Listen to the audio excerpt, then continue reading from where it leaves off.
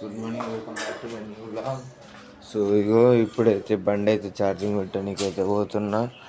So ఇగో దీనికి charging అయితే పెట్టాలి. సో ఇప్పుడైతే దీని ఛార్జింగ్ అయితే పెడదాం, చూపిస్తాను మీకు.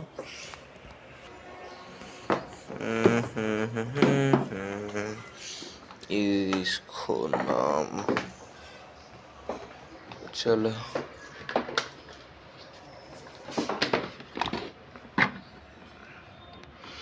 గాయస్, ఒక్క నిమిషం. దీనికి 2 చేతులు అవసరం పడుతుంది అనుకుంటా.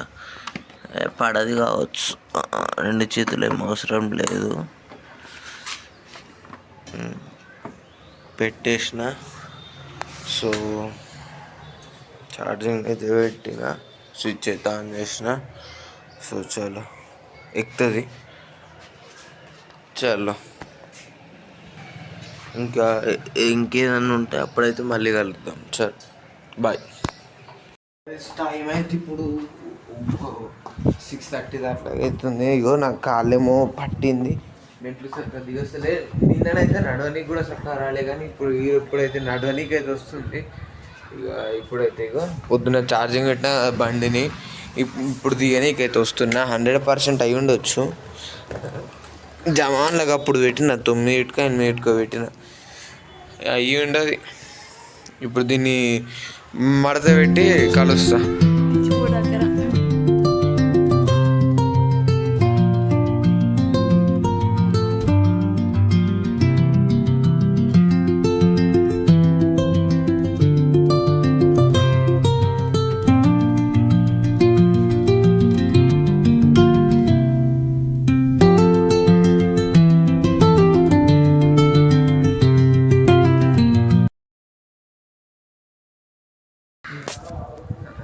గాయస్ ఇగో తీసేసిన, మీదికైతే పోతున్నా అండ్ ఇక కలుస్తా.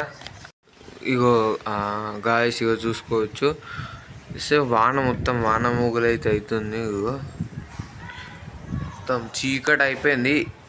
యూజువల్గా ఇంతలో చీకటి కాదు, ఇంతగానం చీకటి కాదు. 8 కావాలి, కానీ ఇప్పుడు 7కే 6:50కే చీకటి అయితే అవుతుంది. సో అండ్ ఇక నేను పొద్దున్న చేసింది చెప్పాలంటే, ఇక అగసితో తెరిసేపు ఆడుకొని స్నానం చేసిన తర్వాత ఆడుకొని ఇక జరసేపు కూర్చున్నాం. అంత మళ్ళీ ఆడినా యూనో కార్డ్స్ ఆడినా. అప్పుడు ఈడ క్రికెట్ ఆడినుంటి. ఇప్పుడు వచ్చి జరసేపు అంత యూనో ఆడినాక ఇక పండుకున్నా అంటే ఇక లేచిన 1 గంట ముందు ఇక 2 దోస్తులతో అట్లా ఫోన్ మాట్లాడినా. తర్వాత ఇక ఛార్జింగ్ తీసుకురమ్మంటే వీడియో చాలు చేసిన. వాననైతే పడుతుంది. ఇప్పుడు నేను బట్టలు అయితే తీస్తున్నా. ఓహో,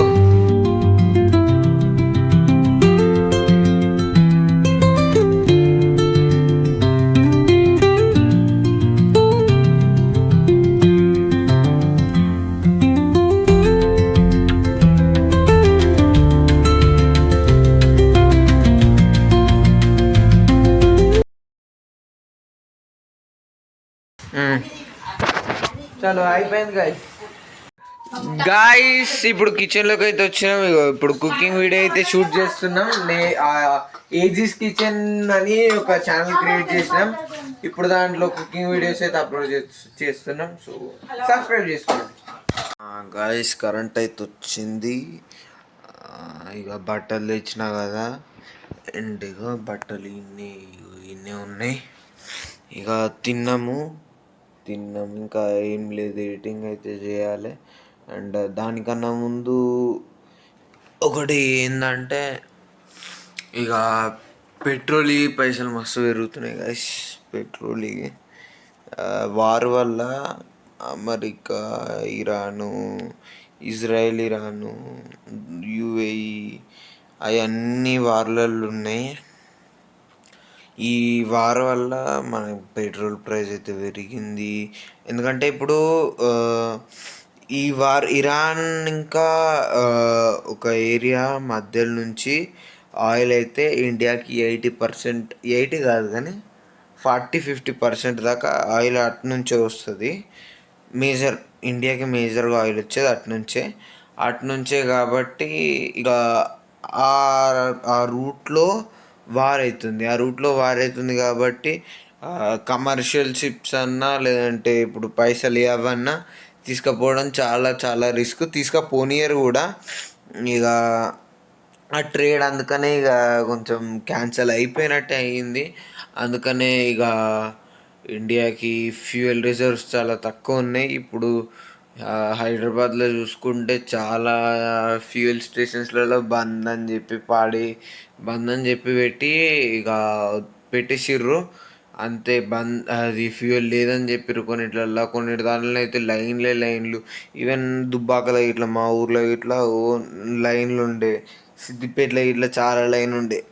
మొత్తం ఆల్ ఓవర్ ఇండియా మొత్తం పెట్రోల్ అంటే లైన్ పెరుగుతూనే ఉన్నది. సో ఈ లైన్ ఏందో మరి మొత్తం చాలా అంటే చాలా మొత్తం ఏమంటారు పెట్రోల్ తక్కువ అయిపోయింది. ఇంకా ఇన్ని రోజులు 75 డేస్కి రిజర్వ్ ఉందట ఇండియాలో. అది ఇట్లా అయిపోతుంది మన వాళ్ళు ఇట్లా కొట్టించుకుంటుంటే. మన వాళ్ళు ముందే అందరూ ఫుల్ ట్యాంకులు కొట్టించుకుంటే అయిపోతుంది. ఆ రిజర్వ్ ఉన్న 75 డేస్ది కూడా 35 డేస్ 40 డేస్ అవుతుంది. మళ్ళీ లాక్డౌన్లో వచ్చే ఛాన్సెస్ ఉన్నాయి.